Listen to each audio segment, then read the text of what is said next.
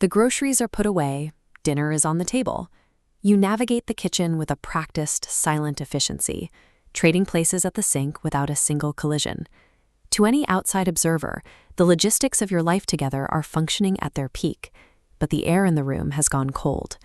There were no explosive arguments this morning, no ultimatums delivered over coffee, and no declarations of unhappiness. The emotional infrastructure has simply evaporated, leaving the routine behind. This is quiet quitting in a relationship. It occurs when one partner remains physically and logistically present, filling the calendar and showing up to events, while systematically withdrawing every ounce of emotional effort. Relationship researchers use a clinical term for this pre-breakup disengagement: mate ejection. It functions like a computer safely ejecting a drive before it's physically pulled out. By severing its connection to the system first, the device prevents a total crash when the final separation happens. This serves as a psychological defense mechanism. When a partner feels continuously unfulfilled, the brain initiates a gradual detachment. It allows them to process the loss of the relationship in slow motion, softening the blow before the physical move actually occurs. By the time the silence becomes noticeable, the foundation has often already given way. One partner is living in a hollow shell of a home, while the other hasn't even noticed the first crack in the wall. From the perspective of the partner who is leaving, this withdrawal rarely stems from a sudden lack of love. It is a slow, cumulative response to a loss of emotional safety, the feeling that their internal world can no longer be shared without being dismissed. Early on, they likely tried to bridge the gap.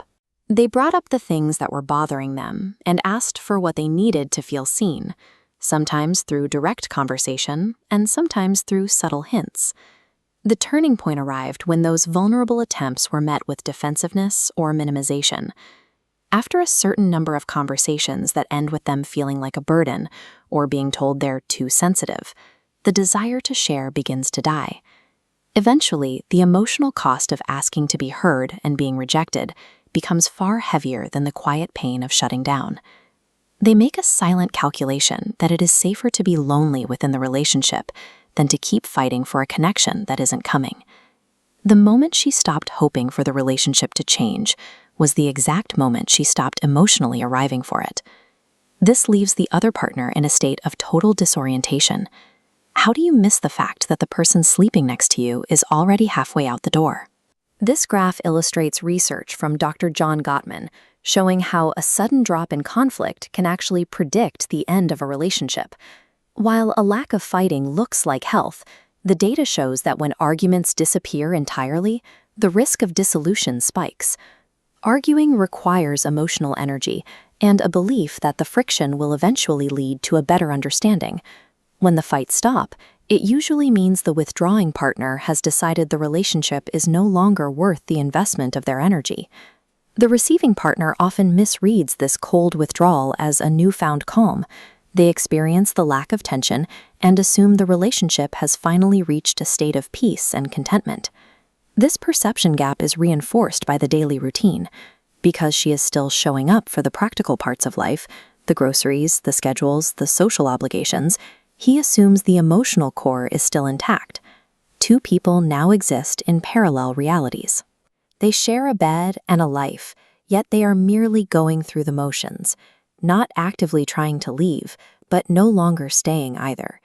They are simply waiting for the inevitable. The greatest danger is the clock.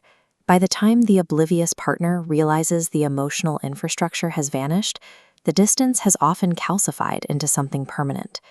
There is a window of hope, but it requires catching the disengagement early and naming the silence out loud before the walls become too thick to climb. Reversing this trend starts with a shift in posture. Rather than confronting the distance as an accusation, one partner must approach the other with genuine, non-defensive curiosity, leaning forward to invite a conversation they've been avoiding. This involves acknowledging the loss of the other person's authentic self. It means asking, without ego, "I miss you," not the version of you that handles things, but the person underneath. "Did I do something that made you stop letting me in?" This withdrawal signals a collapse of belief. Loving someone becomes exhausting when you no longer believe that the effort will lead to being seen or heard. The door remains ajar, but the person on the other side has stopped knocking. Reconnecting depends on the ability to knock again, without an agenda and without a defense, to see if the person you lost is still willing to answer.